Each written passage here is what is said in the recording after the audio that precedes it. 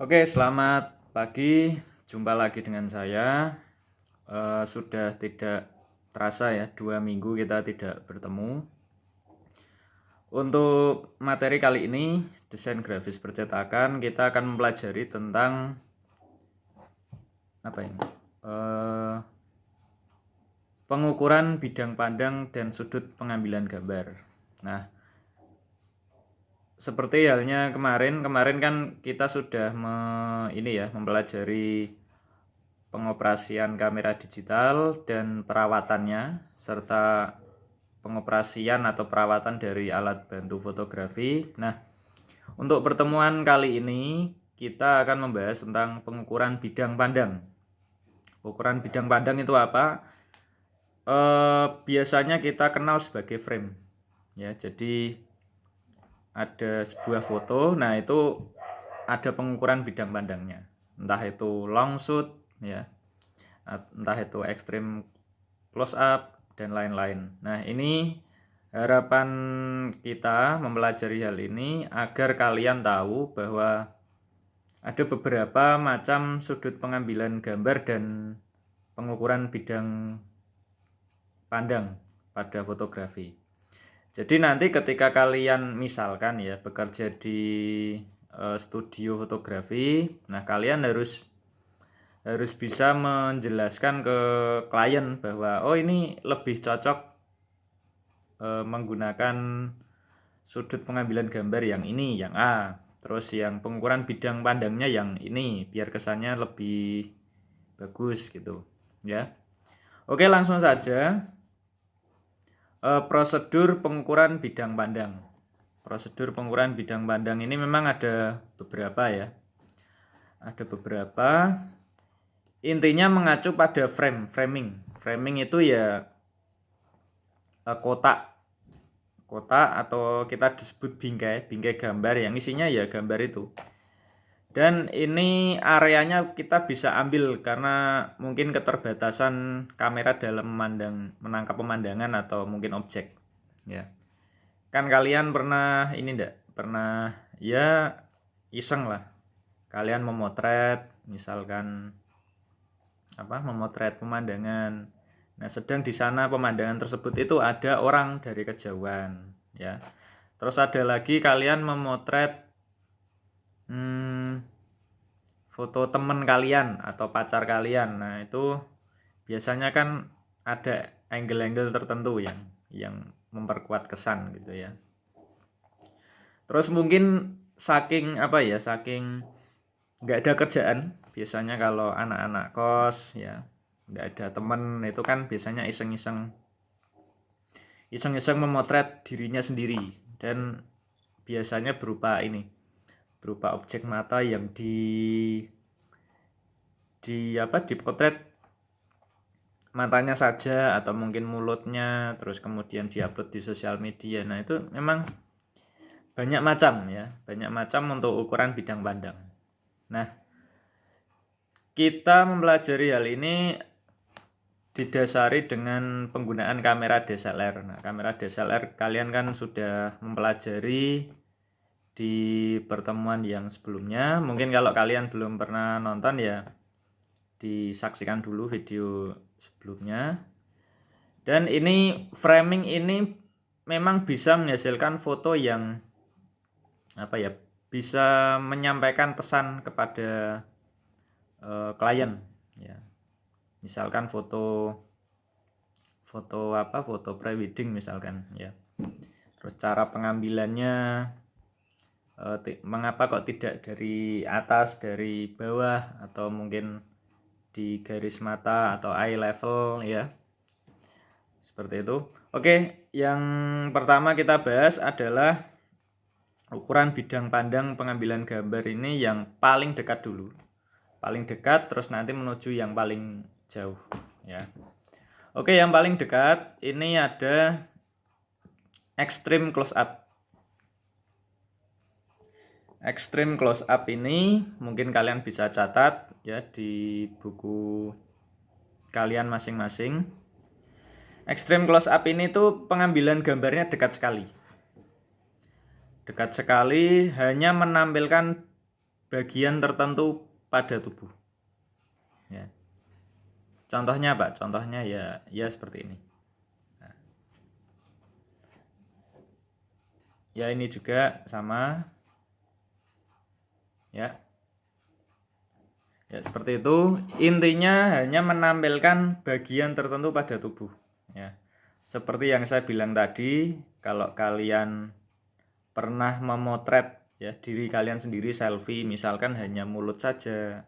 Biasanya kalau cewek itu ya mulutnya agak manyun, atau mungkin kalau bahasa Jawanya mencucu, atau mungkin menjulurkan lidah gitu toh. Nah, yang di foto itu cuma mulutnya saja. Ya. Tuh. Terus mungkin kalau cowok ya misalkan mata-mata yang mata-mata mata-mata lagi melirik, lagi apa gitu ya. Hanya satu mata, bukan dua mata. Jadi ada hidung juga, mata, terus mulut ya. Biasanya objek yang paling sering digunakan tuh objek-objek wajah.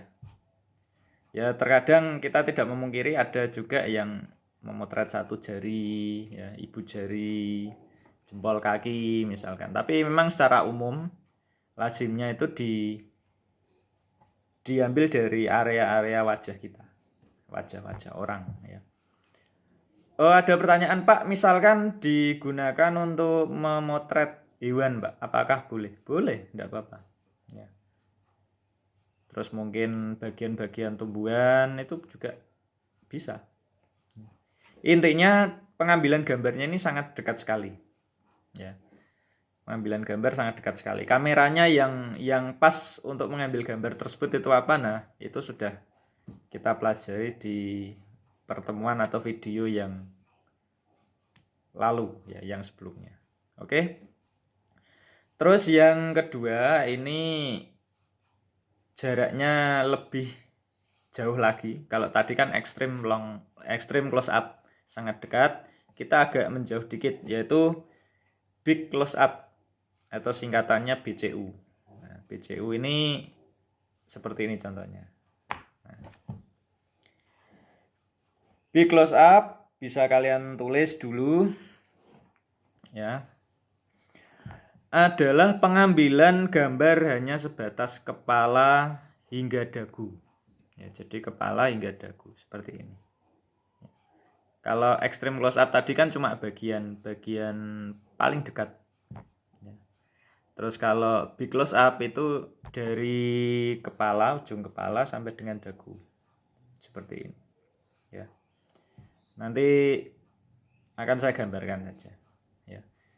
Dan biar kalian tidak lupa ya sebaiknya ya ditulis. Ya. Fungsinya untuk menonjolkan ekspresi yang dikeluarkan oleh tubuh. Ya hampir-hampir sama dengan tadi ya extreme close up, cuman bedanya yaitu tadi untuk ukurannya memang seperti ini ya, misalkan kotak seperti ini. Nah itu big close up. Mungkin kalau di ujian-ujian yang tahun lalu itu, ujian nasional maksudnya untuk teori kejuruan itu sering soal-soal ini sering keluar. Terus yang lebih jauh lagi, jauh dikit ya, itu ada close up. Jadi ini gambar yang hanya sebatas ujung kepala sampai leher. Nah, tadi big close up kan segini. Kalau close up itu sampai leher seperti ini. Ya. Ya kurang lebihnya lah. Mungkin bisa dilebihkan dikit gitu biar kesannya tidak mepet-mepet banget. Ya. Fungsinya tentu saja untuk memberi gambaran jelas tentang objek. Objeknya apa? Kepala si A atau si B seperti itu. Terus berikutnya kita lebih menjauh lagi, itu ada medium close up. Medium close up, med itu artinya ya tengah-tengah ya.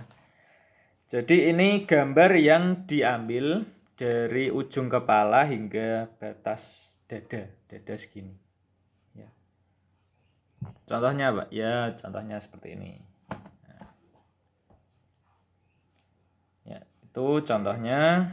Intinya sekali lagi medium close up itu dari ujung kepala hingga dada. Ya. Oke. Terus kita menjauh dikit ya, itu ada mid shoot. Ya, mid shoot atau medium shoot. Ini ujung kepala sampai dengan pinggang. Ya, pinggang atau mungkin apa ya? Perut ya. Ya sebatas itu. Kurang lebih. Nah, fungsinya ya tentu saja untuk memperlihatkan sosok objek secara jelas. Jadi kalau tadi yang dari ekstrim close up itu kan tidak begitu jelas. Nah, kemudian semakin menjauh, maka kita akan mengenali objek yang dipotret tersebut. Ya, seperti itu. Terus ada ya ini sebenarnya memang jarang keluar di ujian atau mungkin pembahasan soal-soal. Ini ada kneel shoot. Ya, kneel shoot ini disingkat KS. Berasal dari kata kni. Kni itu artinya lutut. Jadi dari sebatas kepala hingga lutut. Ya memang jarang kita gunakan ya atau kita temui ya di gambar-gambar potret. Kalau kalian cari di Google itu memang ya memang ada, cuman jarang sekali yang menggunakan ini ya. Terus kemudian full shoot ya.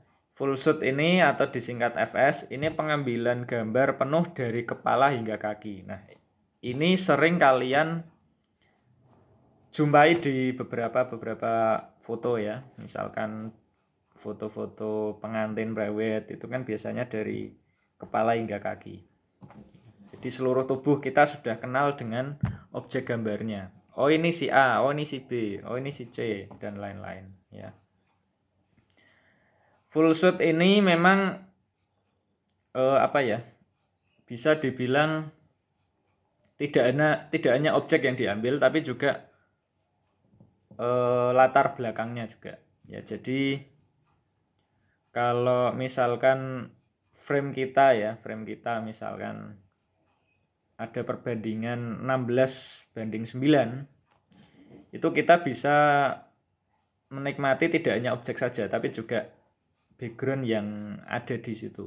Ya, misalkan kalian memotret model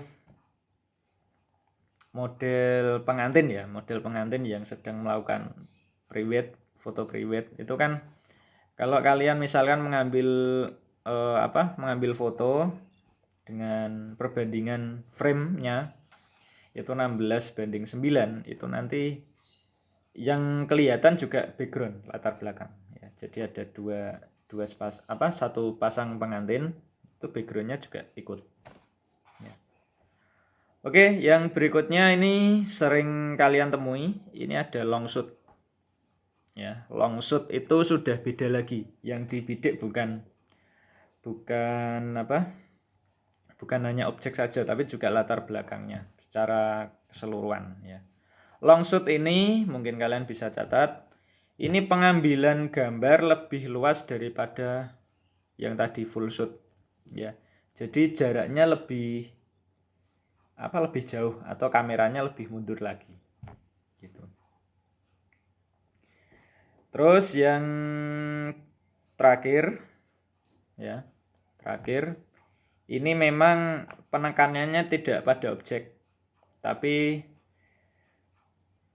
penekanannya pada latar belakang ya, latar belakang. Jadi di sini ada extreme long shoot ya, atau disingkat ELS. Itu artinya shoot yang sangat jauh, jadi menyajikan bidang pandangan yang sangat luas.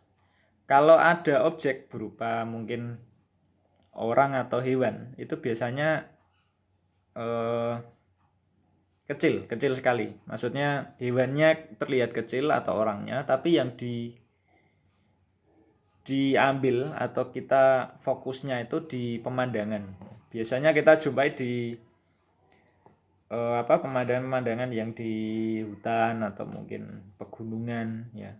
Di situ kan memang kita menikmati yang kita menikmatinya kan ini pemandangannya, bukan orangnya. Ya hampir sama dengan tempat-tempat wisata pada umumnya. Yang dijual itu ya pemandangannya. Ya. Seperti itu. Oke, itu saja dari saya untuk bidang pandang ya. Sebenarnya ada banyak, tapi memang secara umum itu yang kita sering temui ya, sering kita ambil gambar itu biasanya ya sekitar itu. Ya. Terus setelah itu ada sudut pengambilan gambar. Nah, ini beda lagi ya. Kalau tadi kan memang frame ya, kita mengacu ke frame berdasarkan objek dan latar belakangnya. Tapi kalau ini ada sudut pengambilan gambar atau kita bisa sebut dengan angle. Ya, jangan salah ini ya, jangan salah persepsi ya. Kalau kalian sebelumnya kakak-kakak kelasmu dulu itu saya jelaskan. Biasanya dia tidak bisa membedakan antara angle dan angel. Beda bahasa Inggris ya. Kalau angle itu sudut. Tapi kalau angel itu malaikat. Jadi kakak kelasmu yang dulu-dulu itu memang apa ya? Ya memang penulisannya agak-agak mirip, cuman dibulak-balik antara L di tengah sama L di belakang. Ya. Angle bukan angel, itu beda lagi. Ya. Angle ini bisa kalian tulis. Ini adalah sudut pengambilan foto yang menekankan posisi kamera untuk membidik objek ya. Jadi misalkan di sini ada apa? Ada objek. Nah, kameranya terserah mau di sini atau di sini atau di bawah ya. Itu namanya angle. Kita menyebutnya angle. Nah, contoh fotonya ya seperti ini. Nah, seperti ini ya. Kesannya kan beda ya. Ini bukan berbicara frame lagi. Tapi ini lebih ditekankan yaitu sudut pengambilan gambarnya. Ya. Oke, itu dulu. Sudut pengambilan gambar ini bisa menimbulkan kesan. Ya. Kalau teman-teman saya itu ya namanya laki-laki ya, biasanya kan meskipun dia fisiknya dewasa pun itu tetap anak-anak. Ya, mungkin kalian sadari apa enggak ya, mungkin bisa kalian ingat-ingat. Intinya sering orang itu apa ya istilahnya memotret objek ya. Dalam hal ini saya contohkan mainan. Itu biasanya sering menggunakan angle yang di bagian bawah ya. Oke, kita langsung saja bahas dari yang pertama. Kita bahasnya yang mana dulu? Yang atas atau bawah? Ya atas ya. Atas atau tengah-tengah dulu? Ya, tengah-tengah dulu ya. Tengah-tengah dulu. Yang pertama itu ada eye level. Nah, itu mata. Ya, mata level. Jadi kalian bisa pahami sendiri bahwa eye level ini sudut pandangnya adalah sudut pandang lensa kamera itu sejajar dengan tinggi objek. Tinggi objek. Ya. Misalkan contoh. Kalian berpapasan dengan teman kalian di jalan. Nah, kalian melihat teman kalian. Nah, itu eye level. Ya. Jadi mata kalian itu ibaratnya lensa kamera. Jadi apa ya? Ya terlihat seperti orang lihat teman kalian biasa ini, seperti itu. Ya. Terus memang ada kelebihan ada kelemahan di eye level ini. Biasanya pengambilan angle ini tuh untuk aktivitas memotret manusia dan aktivitasnya. Ya ibaratnya hampir mirip seperti kita kalau jadi manusia, kita melihatnya objek-objek lain itu seperti apa. Nah itu eye level, karena prosedur pengukurannya dari mata kita. Ya. Terus ada sisi jeleknya kalau kita misalkan mengambil gambar dengan eye level. Kita ya ini sering kalian lakukan ya, ketika kalian mungkin di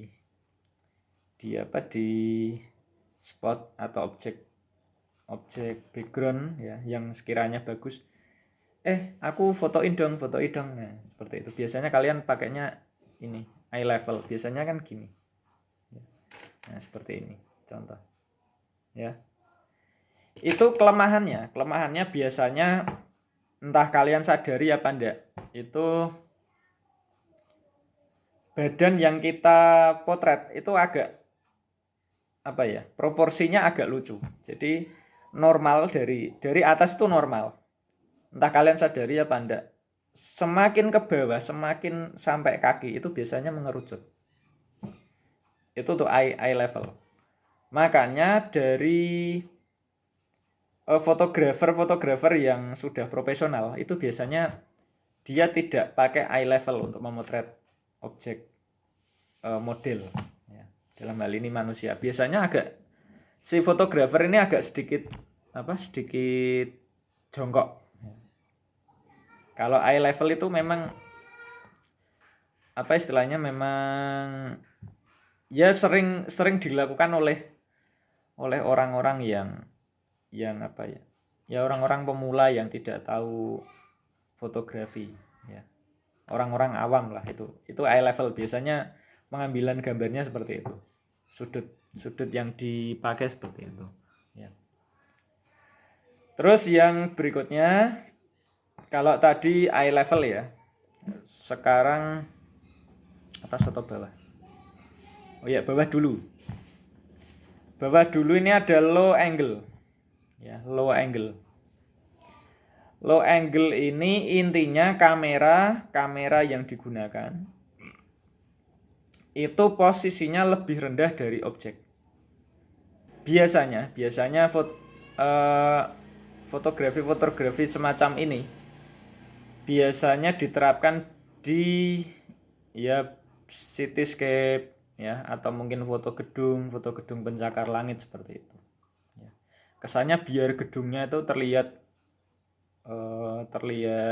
tinggi, ada perspektif tertentu yang menimbulkan kesan itu bahwa gedung yang dipotret itu tinggi ya, kesannya elegan, mewah atau tangguh gitu ya, seperti itu.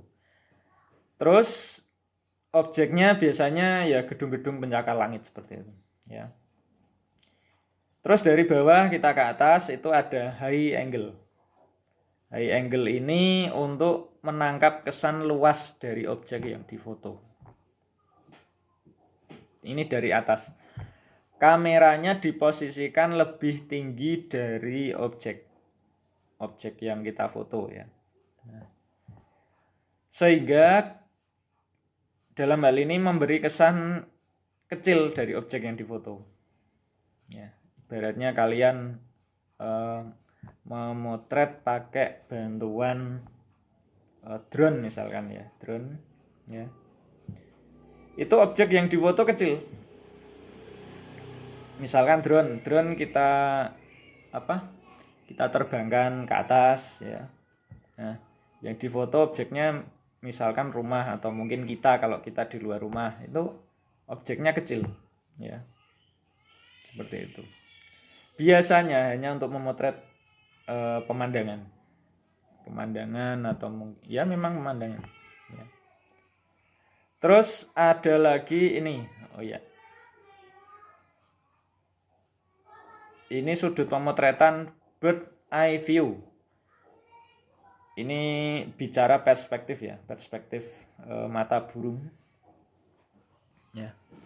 Kalau mata burung ini memang posisi objeknya berada di bawah atau lebih rendah dari kita berdiri. Ya, seperti itu. Oh maaf, dari atas. Dari atas, bird eye view. Jadi ibaratnya apa istilahnya? Ya mata burung melihat kita itu seperti apa, nah, seperti itu. Ya. Memang area pandangnya luas. Bahkan kalau kalian di tepi pantai kalian memotret, itu akan ya kita melihat laut, itu akan area pandangnya jadi sangat luas, termasuk perspektifnya. Ya. Terus ada lagi, kalau tadi kan sudah dari atas ya, kita kembali ke bawah lagi, ada frog eye view. Frog eye view itu pemotretan yang kameranya disejajarkan dengan tanah. Jadi kameranya hanya diletakkan di tanah, kita tinggal jadi model aja. Ya. Fotonya akan terlihat, misalkan kalau kita foto seperti ini tuh akan kesannya seperti besar, raksasa. Ya. Kalau kalian pernah mencoba menggunakan sudut pandang seperti ini. Ya. Oke, itu dulu dari saya. Intinya ya memang sebenarnya ada beberapa macam hal yang kita pelajari, tapi umumnya ini yang saya ajarkan, yang sering kita temui di kehidupan kita sehari-hari atau di studio foto di dekat-dekat tempat tinggal kita, ya.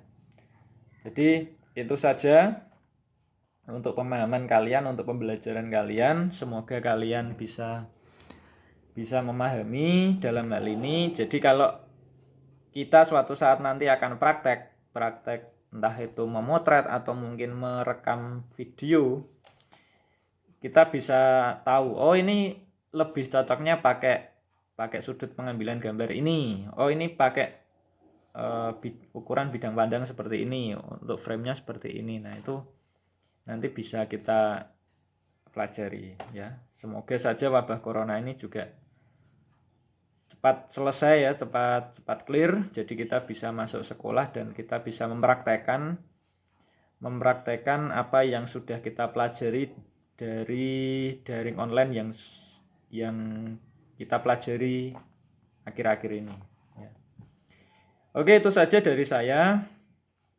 Ini saya juga akan menyiapkan materi untuk animasi besok, ya. Ya memang banyak hal yang harus kalian ketahui, ya.